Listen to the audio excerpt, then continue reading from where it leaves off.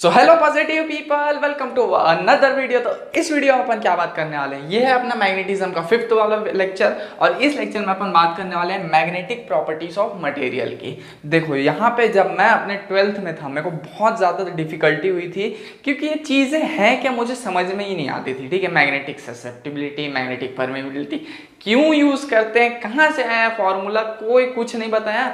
सीधा ये टर्म लिखे मेरे टीचर्स और सीधा एक वो लिख दिए फॉर्मूला, अब बोले ये इसका फॉर्मूला है, रट लो। ऐसे थोड़ी ना होता है यार, कम से कम डेरिवेशन करके तो दिखाना चाहिए था ना। तो चलो यार अपन स्टार्ट करते हैं आज, और मैं ये कोशिश करूंगा कि मेरे को जितना अच्छे से समझ आ गया है उतना मैं तुम लोग को अच्छे से समझा दूं। ठीक है, ठीक है, चलो स्टार्ट करते हैं। सबसे पहले इंटेंसिटी ऑफ मैग्नेटाइजेशन। देखो इसके वर्ड्स को समझना, इंटेंसिटी ऑफ मैग्नेटाइजेशन। मैग्नेटाइजेशन क्या होता है, अगर कोई बॉडी है ये, ठीक है, ये मेटल टाइप की कोई बॉडी है, इसको डाला मैं मैग्नेटिक फील्ड में, ये इधर की तरफ जा रहा है बी, ठीक है। तो इसको मैग्नेटिक फील्ड में डालने के कारण से क्या ये मतलब क्या ये खुद एक मैग्नेट की तरह एक्ट करना चालू करेगा। क्यों? क्योंकि इसका मैग्नेटाइजेशन हो जाएगा। जब अपन इसको मैग्नेटिक फील्ड के अंदर रखेंगे, वो कहावत सुने हो ना, खरबूजे को देख के खरबूजा रंग बदलता है, उसी की तरह अगर मैग्नेटिक फील्ड इधर की तरफ जाएगा तो क्या ये भी एज अ मैग्नेट एक्ट करने लगेगा क्या? हाँ, क्यों? क्योंकि उसमें होगा मैग्नेटाइजेशन। हाँ बिल्कुल। अब मैग्नेटाइजेशन होने के कारण से क्या उसका मैग्नेटाइजेशन होने का कोई वैल्यू भी होगा, या फिर कोई क्या बोलते हैं उसका मेजरमेंट भी होगा कि कितना मैग्नेटाइज हुआ है? हाँ बिल्कुल होगा। और उसी मेजरमेंट को कि ये जो बॉडी है जब इसको मैग्नेटिक फील्ड के अंदर डाले कितना मैग्नेटाइज हुआ है, उसी मेजरमेंट को क्या बोलते हैं? इंटेंसिटी ऑफ मैग्नेटाइजेशन आई। ठीक है, और इसका फॉर्मूला क्या होता है इंटेंसिटी ऑफ मैग्नेटाइजेशन का? I is equal to m upon volume. m क्या है? Magnetic movement. जैसे डाइपोल मूवमेंट होता था उसमें डाइपोल्स में, वैसे ही ये बार मैग्नेट में क्या होता है? Magnetic movement upon per unit volume. Volume क्या है? इस चीज का जो बॉडी डाले हैं उसका वॉल्यूम। अब अगर एक कंडीशन और है, अगर कोई बॉडी है जिसका एरिया है a, ठीक है, और लेंथ है 2l, अब इसको इस बॉडी की जगह डाले यहाँ पे, इसको अगर यहाँ पुट किए तो I को अपन m/v लिखते हैं। ठीक है, ये फॉर्मूला क्लियर रखना। अब देखो I को क्या लिखते हैं? m/v लिखते हैं। मैग्नेटिक मूवमेंट क्या होता है? पोल स्ट्रेंथ m इंटू क्या बोलते हैं 2l जो लेंथ है, अपॉन वॉल्यूम क्या होता है? एरिया इंटू लेंथ, और लेंथ है 2l, तो 2l से 2l कैंसिल हो जाएगा। और इस कंडीशन में जब बॉडी का एरिया ये है और लेंथ 2l है, उस कंडीशन में मैग्नेटिक मूवमेंट हो जाएगा पोल स्ट्रेंथ अपॉन एरिया। ये m और ये बड़ा वाला m दोनों अलग अलग चीजें हैं, ये याद रखना। छोटा वाला m है पोल स्ट्रेंथ, बड़ा वाला m है क्या? Magnetic movement. इतना समझ में आ गया होगा। वैसे तो ये मेन फॉर्मूला है। ठीक है, चलो मैग्नेटिक मूवमेंट हो गया। अब मैग्नेटाइजिंग फील्ड H। अब जैसे ये मैग्नेटिक फील्ड है B, ठीक है, इसके अंदर मैं कोई बॉडी डाला, हाँ, तो ये जो मैग्नेटिक फील्ड है B, ये किसके कारण से डेवलप हो रहा होगा? किसी ना किसी करंट के कारण से डेवलप हो रहा होगा। जो मैग्नेटिक फील्ड किसी बॉडी को मैग्नेटाइज करने के लिए यूज होता है उसको क्या बोलते हैं? Magnetizing field. अच्छा, तो मैग्नेटिक फील्ड का ही दूसरा नामकरण कर दिए हैं क्या? हाँ, एक तरीके से बोल सकते हो, एक तरीके से नहीं भी, मतलब हाँ मोटा मोटा बोल सकते हो यही चीज कि जो मैग्नेटिक फील्ड किसी बॉडी को मैग्नेटाइज करने के काम आता है उसको क्या बोलेंगे? Magnetizing field H। ठीक है, जैसे कि मान लेते हैं मैं एक सोलेनॉइड लिया, ठीक है, और सोलेनॉइड के अंदर एक डाल दिया बार मैग्नेट। जैसे ये मेरा बार मैग्नेट है ऐसे करके, और इसके सराउंड में जो है मेरा सोलेनॉइड है, ये रेड वाला मेरा सोलेनॉइड है। अब मान लेते हैं इसमें सोलेनॉइड में कोई करंट I फ्लो हुआ, ठीक है। अब करंट I फ्लो होने के कारण से क्या होगा? इसमें अब दो तरीके से नेट मैग्नेटिक फील्ड एक्ट करेगा। सबसे पहला नेट मैग्नेटिक फील्ड जो है वो दो चीजों पे डिपेंड करेगा। सबसे पहला जो बाहर वाला एक्सटर्नल चीज है, एक्सटर्नल चीज क्या है? ये जो करंट है, इस करंट के कारण से क्या इस सोलेनॉइड के अंदर कोई मैग्नेटिक फील्ड जनरेट होगा? बिल्कुल होगा। ये जो मैग्नेटिक फील्ड है इसको मैं क्या बोलूंगा? Magnetizing field H। तो सबसे पहले जो बी नेट है वो एच के कारण चेंज हुआ, और दूसरा बी नेट जो है मैग्नेटिक फील्ड नेट जो है वो इसके कारण से चेंज होगा, इंटेंसिटी ऑफ मैग्नेटाइजेशन के कारण से। क्यों? क्योंकि जब इधर मैग्नेटिक फील्ड बी जाएगा तो ये जो बॉडी है ये भी मैग्नेटाइज होगा, और इसका जो इंटेंसिटी ऑफ मैग्नेटाइजेशन है वो भी कुछ ना कुछ एक्ट करेगा, तो ये आई यहाँ पे हो जाएगा। तो नेट मैग्नेटिक फील्ड मेरा कितना हो जाएगा, B net is directly proportional to H plus I हो जाएगा। हाँ, और डायरेक्टली का साइन हटाऊंगा तो B net is equal to क्या आ जाएगा, mu not into H plus I. H क्या है, मैग्नेटाइजिंग फील्ड, आई क्या है, magnetic intensity of magnetisation, mu naught क्या है, एक कांस्टेंट जिसको बोलते हैं मैग्नेटिक मतलब एब्सोल्यूट परमिटिबिलिटी। ठीक है, ठीक है। अब अपन बात करते हैं मैग्नेटिक ससेप्टिबिलिटी के ऊपर। देखो यहाँ ध्यान से देखना, अगर एक बार मैग्नेट था उसको मैं डाला सॉलिनॉइड के अंदर, ठीक है। अब क्या किया कि मैं ये जो मैग्नेटाइजेशन, ये जो करंट है इसका इंटेंसिटी बढ़ा दिया, मतलब करंट बढ़ा दिया। अब करंट बढ़ा है मतलब क्या बढ़ा, मैग्नेटाइजिंग फील्ड बढ़ा, मतलब H की वैल्यू मैं क्या किया, बढ़ा दिया। H की वैल्यू बढ़ाने से क्या मेरा जो ये बॉडी है जो मैग्नेटिक फील्ड के अंदर है वो मैग्नेटाइज होना क्या बढ़ जाएगा। हाँ, तो इंटेंसिटी ऑफ मैग्नेटाइजेशन क्या बढ़ जाएगा, बिल्कुल। तो तो अगर मैं H को बढ़ाया, सपोज मैं H को बढ़ाया तो मेरा क्या आई भी बढ़ेगा। हाँ, तो क्या दोनों डायरेक्टली प्रोपोर्शनल हो गया, बिल्कुल हो गया। तो यहां से मेरे पास एक तो वो आ गया रिलेशन, एक सेकंड मेरा ना कुछ छूटा है क्या यहाँ पे, हाँ ठीक है, तो ये रिलेशन आ गया। हाँ, तो एक सेकंड, अब मैं डायरेक्टली का साइन हटाऊंगा तो यहाँ पे कौन, हाँ इसी को अपन ऐसे भी बोल सकते हैं, I is directly proportional to H। ठीक है, ठीक है। ऐसा क्यों लिखा हूँ, क्योंकि अब जब मैं इस डायरेक्टली प्रोपोर्शन को हटाऊंगा तो क्या आएगा मेरे पास, एक चीज आएगी जिसको बोलूंगा मैं मैग्नेटिक ससेप्टिबिलिटी, जिसको बोलते हैं, क्या बोलते हैं, मैं जीटा बोलते हैं इसको। ठीक है, क्या बोलते हैं, जीटा। ठीक, तो ये जो जीटा है ये क्या रिप्रेजेंट करता है, मैग्नेटिक ससेप्टिबिलिटी को रिप्रेजेंट करता है। आई क्या है, आई है ये वाली चीज, एच क्या है, एच है ये वाली चीज, ये जीटा क्या है, मैग्नेटिक ससेप्टिबिलिटी है ये। ठीक है, ठीक है यार।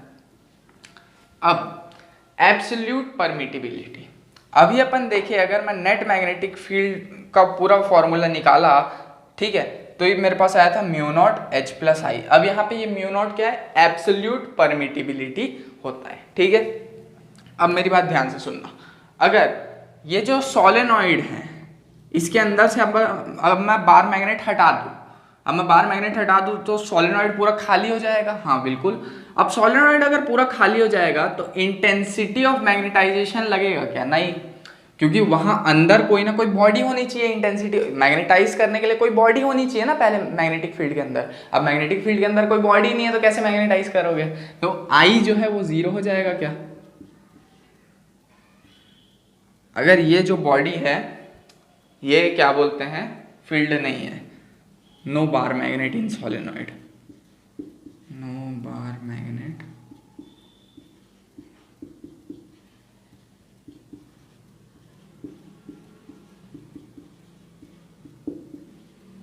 ठीक है, तो आई जीरो हो गया। हाँ, तो नेट मैग्नेटिक फील्ड कितना हो जाएगा, यहां से म्यू नॉट एच हो जाएगा क्या, हाँ म्यू नॉट एच हो जाएगा बिल्कुल।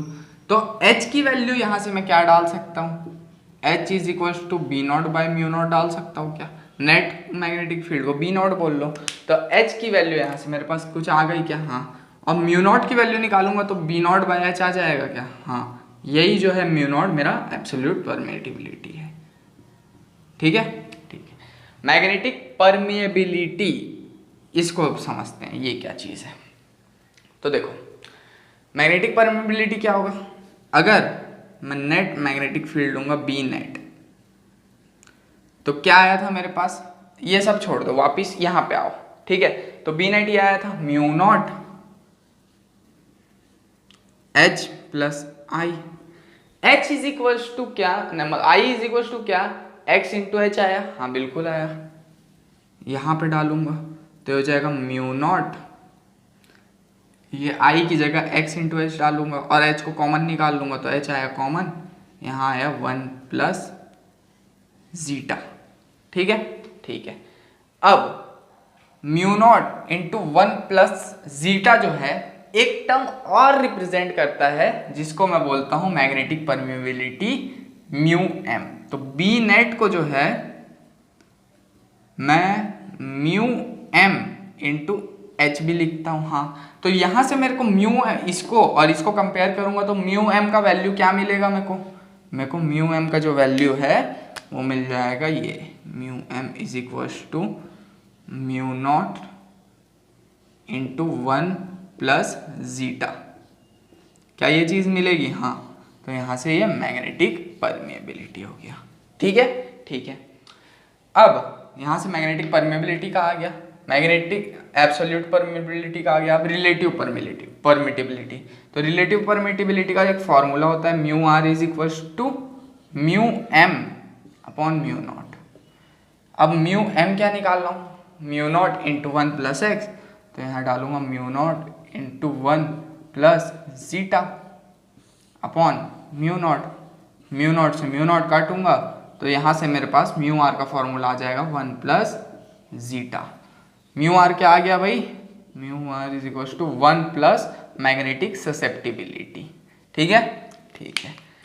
अब अगर तुम लोग को इतना में समझ नहीं आया तो अब मैं तुम लोग को क्वेश्चन दिखाता हूँ जिससे तुम लोग को समझ में आ जाएगा बहुत कुछ। ठीक है, इतने का स्क्रीनशॉट ले लो अभी फिलहाल।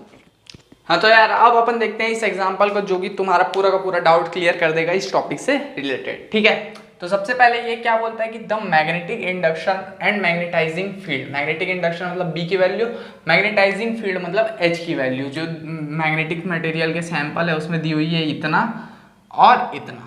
फाइंड मैग्नेटिक परमेबिलिटी, तो मेरे को क्या दिया हुआ है? B दिया हुआ है। कितना दिया हुआ है? B 1। और H दिया हुआ है, कितना दिया हुआ है? 2 इंटू 10 टू द पावर 3। मेरे को क्या निकालने बोला है? मैग्नेटिक परमेबिलिटी मतलब म्यू आर निकालने बोला है। अब एक रिलेशन होता है B R is equal to, नहीं मैग्नेटिक ना, तो म्यू एम निकालने बोला है, सॉरी। तो B M is equal to mu M into H. अब म्यू एम की जगह क्या हो जाएगा? B M upon H. B M कितना है? 1 और एच कितना है? 2 into 10 to power 3। 10 to the power 3 जो है ऊपर चला जाएगा तो माइनस हो जाएगा और ये 1/2 क्या हो जाएगा? हाफ। तो ये हो जाएगा 0.5 इंटू 10 टू द पावर -3। ठीक है, तो म्यू एम की वैल्यू मेरे को यहाँ से मिल गई। ए हो गया। अब बी रिलेटिव परमिटिबिलिटी। रिलेटिव परमिटिबिलिटी क्या होता है? म्यू आर होता है। म्यू आर की वैल्यू क्या होती है? म्यू आर की वैल्यू होती है I think mu M upon mu not. ये होती है, हाँ बिल्कुल ये होती है, अभी देखे थे अपन।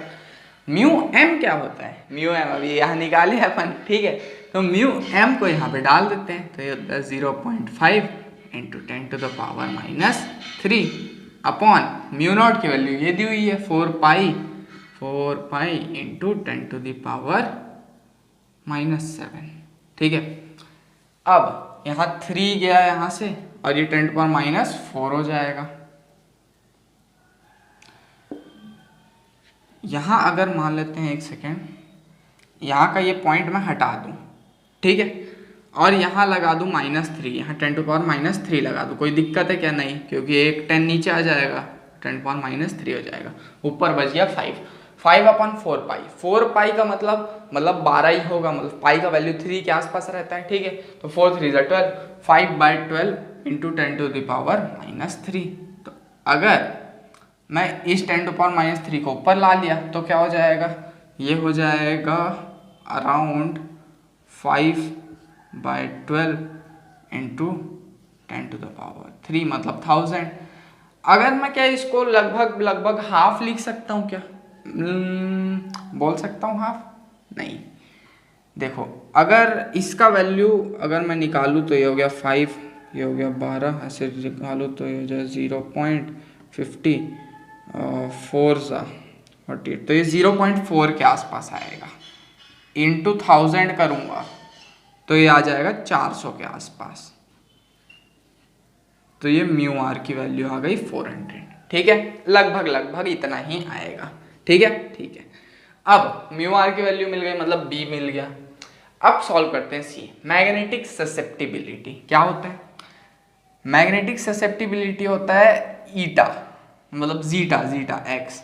अब जीटा जो है वो क्या कुछ ऐसा होता है, mu R is equal to 1 plus zeta, that is magnetic susceptibility. हाँ, तो जीटा इज इक्वल टू, इसको अलग रखते हैं, तो zeta is equal to mu R minus 1 लिख सकता हूँ क्या।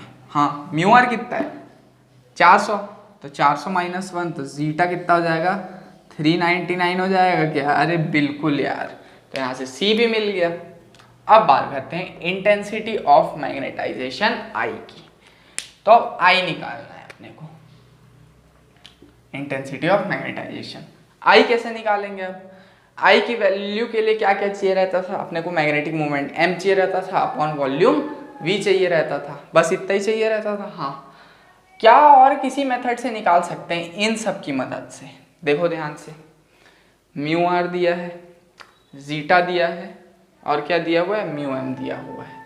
क्या मैं आई को mu R minus 1 into H लिखता हूँ। हाँ बिल्कुल लिख सकता हूँ, ऐसा लिख सकता था ना मैं। हाँ लिख सकता हूँ। ठीक है, तो आई क्यों, क्योंकि I is equal to zeta times H होता है। हाँ, और जीटा क्या होता है म्यू आर माइनस 1। हाँ, तो I इज इक्वल टू क्या म्यू आर माइनस 1, जो कि मेरा आया है 399 इंटू एच कितना है मेरा 2 into 10 to the power 3, 2 into 10 to the power 3। अब इसको सॉल्व कर लेता हूँ, तो ये अराउंड आ जाएगा, इसको सॉल्व करोगे तो एक बहुत बड़ा सा नंबर आ जाएगा। तुम लोग सॉल्व कर लेना, सॉल्व करते ही तुम लोग के पास एक आंसर आ जाएगा। अगर मैं मोटा मोटा लिखूं तो ये 399 को 400 ही मान लो, तो 400 इंटू 2 800 हो जाएगा, 800 इंटू 10 टू द पावर 3। इसी के आसपास एक आंसर आ जाएगा तुम लोग के पास, 7 पॉइंट समथिंग कुछ आएगा। ठीक है, ये हो गया अपना डी वाला। ठीक है, होप इतना समझ में आ गया होगा। समझ में आ गया होगा तो स्क्रीनशॉट ले लेना। मिलते हैं अपन अपने अगले वीडियो में।